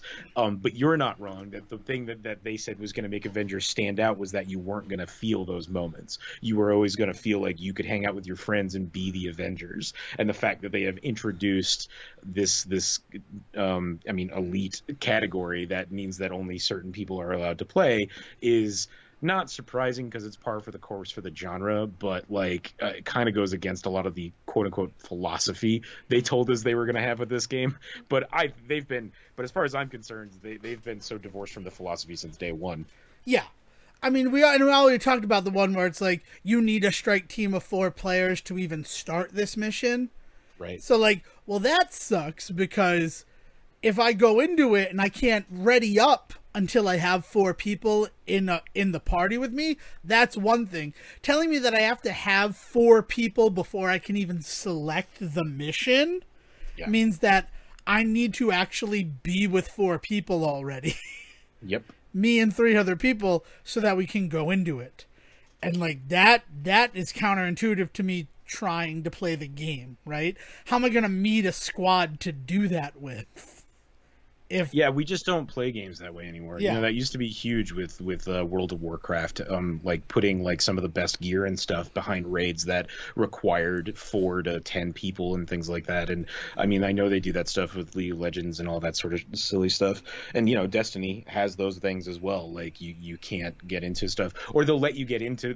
What's worse is Destiny has the evil of they'll let you get into it and get about halfway through it, and then you hit a puzzle that requires 4 people to stand on 4 blocks at the same time. And you're looking around like an asshole because there's only 3 of you, and you're just like, well, I guess we just wasted the last 5 hours, didn't we, guys? And like, it's like that's even worse. I don't think that there's been a problem like that since Destiny 1. I think Destiny 2 has covered its bases in a lot of ways, but I do remember those exact stories. Yeah. And I think the other thing about the Avengers is I have a hive, and the idea behind this hive really interests me, where like it's a single player hive. You pick 4 heroes, and if a hero falls, you then take control of the next hero in line. Like, that sounds super fun. That sounds like the kind of... Yeah. It sounds like the thing that I really want to do, because, like, I'm going to level up that way, right? Mm-hmm. Doing the constant little missions as Hulk, who is my lowest level character, it's not going to be a fun, quick way to level up, right? But if I can put my weaker guys all on a team and they go into this mission together and then are leveling up that way, I'm down for that. but you need to have 2 characters at power level 150 in order to start it. And then it can be anybody, right? But you need to have 2 people at 150. And the only one I have at 150 is Black Widow. And the next closest is Kate, who I think is at 104. Oof. Like, and I've been doing the same stuff I did to level up Widow, and like, it's just so slow going now. Mm-hmm. Because the other thing, right? Like, I was so happy I completed the challenge card set for Black Widow. I completed the challenge card set for Kate Bishop this past week. And like, that just sort of happened. I wasn't even really trying. So I don't know. It's kind of hit that line for me. It's no death loop in my mind, but it's also no Hades. I think those are the measurements right now. And also PSA for everybody, because I had to tell someone this and it sort of broke their heart when I did. The Guardians of the Galaxy game, which is coming in October, and I'll definitely be getting, you only control Star-Lord. Yeah, I thought it was more of like a tactics game. Like, you can tell your team to do, you know, like a, not CS:GO Go, but like that kind of that kind of strategic mentality on the field. Maybe Dynasty Warriors is a better example. Or Dynasty something, Warriors is probably the best one, where like you have other members there, but there were some people who were very excited to get the game because they thought it was going to be like Avengers. And each of us gets to slot into one of the Guardians and have a good time. But it is very much a single-player experience. And they have not been shy about the fact that you will only be in control of Star-Lord and issuing commands to others. I would be surprised, though, if Guardians does really well this year, with Guardians 3 coming down the pipe, that we don't see 1 or 2 of them show up at Avengers next year when the second set of characters comes out, because they have to be introducing a second set of characters. The second set of characters have been data mined. She-Hulk, Falcon, and I don't remember who the third one is, but it's no Guardians. But that's only 3. It's Scarlet Witch. Those are the first 3. Okay, but think about this. In the year that we had so far, we got 3 characters. I guess that's true. The main game already came with the original, So we got 3 additional characters in Kate, Clint, and T'Challa. So if the next season follows that, where each season you get a character, it looks like it's going to go She-Hulk, Falcon, Scarlet Witch. Well, hope with Scarlet Witch they at least do something spooky. Then I guess if it's going to be the end of the year, yeah, that's a bummer. But I just can't. I cannot imagine that they're going to take the opportunity away from you to fuck around with those characters in some form in the next coming years, whether that's Guardians of the Galaxy 2, whether that's later seasons of Avengers. It just, there's money to be made there by letting people play as, like, you know, Drax or Rocket, right? Right, exactly. And I'm very surprised that, because here's the thing. We've complained on this show for at least a year about the Avengers game and the fact that it's like as a service and became a multiplayer experience. But the single player narrative and like how it forced you to be different members of the Avengers to tell that story. Like, if it didn't have all the trappings of a live service game around it, like, it was pretty enjoyable, right? We'd be having a very different conversation, yeah, because there'd be a lot of things to it that they wouldn't have had to spend their time or your time as the player on if they didn't have to worry about the multiplayer RPG elements. Right. Like, it was fun. Like, when you realize where Black Widow has been over the last 5 years, and that mission where it's just Black Widow infiltrating an AIM laboratory site, like, that was an awesome part of the game. To just play as Black Widow like that, to not have to worry about that.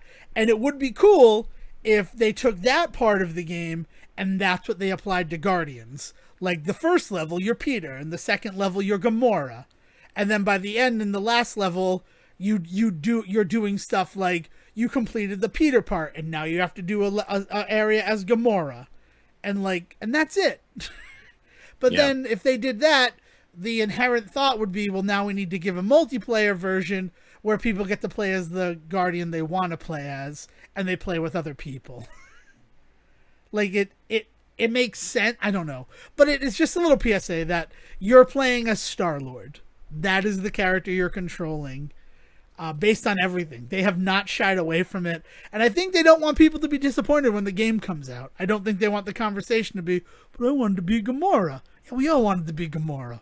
But I've gotten the feeling that it's very much like an Arkham game, and in that there may actually be moments where you jump into another character. I hope so, but for just moments. But even then, that doesn't have to happen, because again, those moments didn't show up until Arkham City, and Arkham Asylum is a phenomenal game still. So it can totally just be all Star-Lord for me. But I was under the impression that it was a little bit more like there would be moments where you play as like Rocket because you have to crawl through the vents for 5 minutes, or Groot because you have to go very specifically beat up these tree people or something. There was just going to be, but we'll see when that comes out. I hope so. If people give that, if that game ends up catching as much shit as Avengers has caught for being a single player experience, when all of the criticism that has been levied against Avengers is that it was a rushed multiplayer experience, then at that point the video game industry needs to friggin' stop listening to people.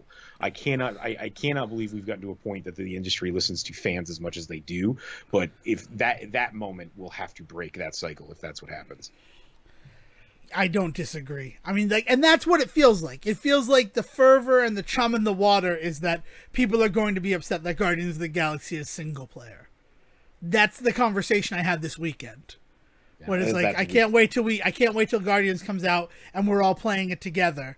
And I'm like, yeah, we'll be playing it together, but we'll all be playing it single player controlling Star-Lord. What? Yeah, that's how the game works. I mean, their entire concept has been, this is not Avengers. Yeah. We're going to do the exact opposite of Avengers. And maybe these are the people, the martyrs, who die for the video game industry. So it's like, you don't know what you want.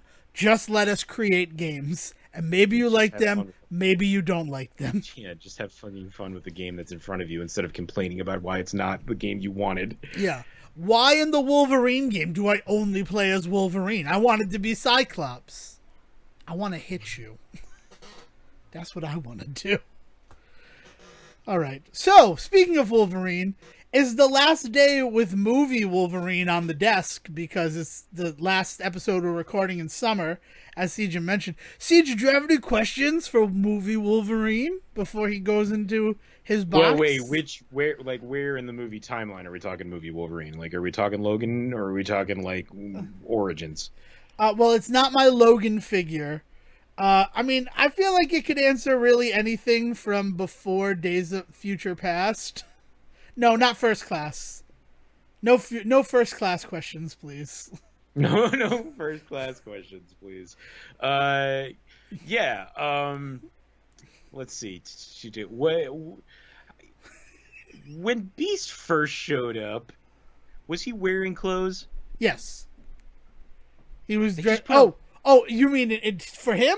When he first met Hank McCoy, yeah, he was wearing clothes. He was Fraser Crane. Yeah. And he was wearing not just clothes, he had glasses. Okay.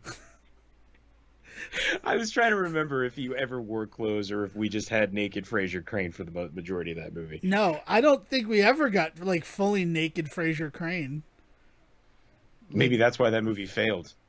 That movie failed because apparently Magneto was able to manipulate time by moving the Golden Gate Bridge to Alcatraz. Yeah. Drop a bridge in the water, suddenly nighttime. Maybe there just wasn't enough crane brain hanging, you know? Jesus. Thank you. I'm glad that we asked Movie Wolverine questions, and as it often does, Kelsey Grammer naked is the ultimate conclusion. The Naked Kelsey Grammer Report. There's your title of the episode. No pressure. Jesus. I don't know, but is there anything else that you want to add? To my questions for Wolverine or to the show? Both. I will do more Wolverine questions. No, he whispers the answers in my ear. Whisper sweet nothings about beasts' balls to me. Oh, man. Remember when you asked about Wolverine and Morning Wood and his claws being extended when he woke up? That's a favorite Sejohn memory of mine. Because you were laying down on a couch. And you so beautifully, like, did it via pantomime. You made it so real for me. Man. Anything else for the show, though? No, not a thing. Yeah, it seems good. This seems like this is helpful. It helped buoy my whole attitude. It explained where my attitude is coming from. It's not really like a light depression like I sort of feared. It's more just not being able to budget my risk properly. Which I don't know how to fix that, right? Now that you know the problem, I guess it'll be easier to begin working on it. That's a good point. Okay, so yeah. As Duke says, knowing is half the battle. G.I. Joe. And if you have other things that you want Sejohn to half know, he can be found on Twitter at Siege vs. the World. And if you have questions for Movie Wolverine, you can find him at Devon D. Decker. Get him in there quick, though, because Movie Wolverine goes into cold storage like all other Weapon X's, beginning on Wednesday, September 22nd. All right, Will, get us the hell out of here. Have a good night, folks. Thank you for listening to the Say Report with your host Devon Decker and Sejohn Serwick. Please follow the guys on Twitter and Facebook by searching for The Say Report, and you can always subscribe on your podcast channel so this is delivered straight to you and you can enjoy it every week. With apologies to your mother, we'll see you next time.